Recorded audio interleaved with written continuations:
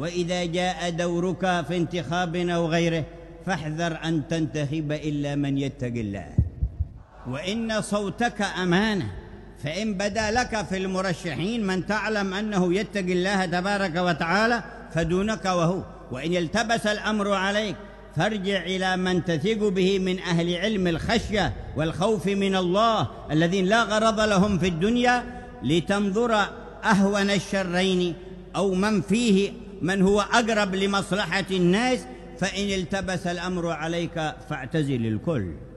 هذا الذي فهمناه من هدي المصطفى وهدي الصحابة والتابعين، ولا ينتظر منا أحد من الحكومات ولا من الأحزاب ولا غيرهم من بقية الشعب أن ندعو إليهم، فإن علينا العهد ألا ندعو إلا إلى الله، ونخاف أن يسود الوجه إذا خرجت كلمة نريد بها رضاء حكومة أو أحزاب أو شعب دون رضا الرب جل جلاله، نخاف أن يسود بها الوجه يوم القيامة. Wong kita niku sanes tim sukses, nggak punya kepentingan menang kalah. Sing ngotot pengen menang wi tim sukses, gitu. Lek kita kalah rapopo, menang yo rapopo, wong duduk tim sukses. Mong, enek mong. Podo-podo nggak punya kepentingan menang kalah. Mbok yo milih pada pilihan sing kenek dihisab besok. Lek sing mau pilih nyoto sing ahli iman sregep salat, hisabmu lulus. Nyapa milih kuwi sregep salat Gusti. Wis. Allahumma shalli ala sayyidina Muhammad. Sebagai ketua MUI, saya bukan tim kampanye siapapun dan tidak akan menunjuk nama siapapun. Tetapi sebagai ketua majelis ulama, saya berkewajiban menyampaikan kepada umat, wahai umat Islam, bahwa di dalam Islam, di dalam keputusan majelis ulama yang diambilkan dari petunjuk syariat untuk menunjuk pemimpin, memberikan sultah, kewenangan kepada seseorang menjadi pemimpin kita, harus memenuhi 4 syarat yang itu adalah syarat wajib pada Nabi SAW. Orang tersebut harus siddiq, orang tersebut harus amanah, orang tersebut harus fatanah, orang tersebut harus tabligh. Orang itu harus amanah, jujur, tidak boleh ada kebohongan di latar belakangnya, tidak terlihat dia berdusta, dia tidak menyembunyikan kebohongan dan kedustaan, dia berbicara dengan kejujuran. Ini adalah syarat mutlak. Karena jangan sampai orang pendusta dan pembohong diserahkan amanah, setelah itu kita menangis didustai dan dibohongi sepanjang tahun, 5 tahun yang akan datang. Yang kedua, orang itu harus amanah. Amanah seseorang itu diukur dari mana?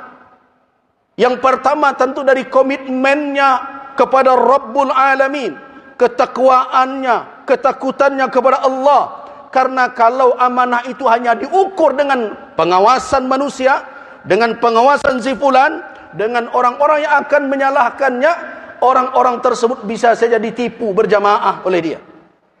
Karena itu pertama sekali dalam mengukur amanah seseorang, bagaimana tingkat komitmennya beragama, ketakwaannya, ketakutannya kepada Allah, salatnya bukan hanya di depan kamera, tanya orang sekitarnya, cari tahu siapa dia.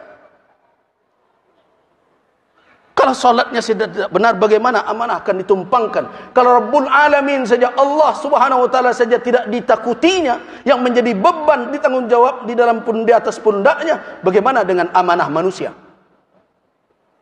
Yang kedua, lihat perjalanan hidupnya selama ini. Apakah janjinya bisa dia buktikan atau tidak?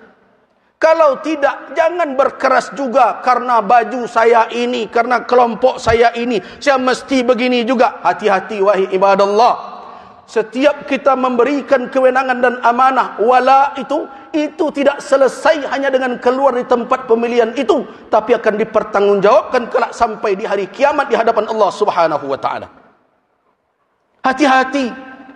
Itu kewajiban din, kewajiban agama memberikan kewenangan itu. Karena itu pilih orang yang amanah.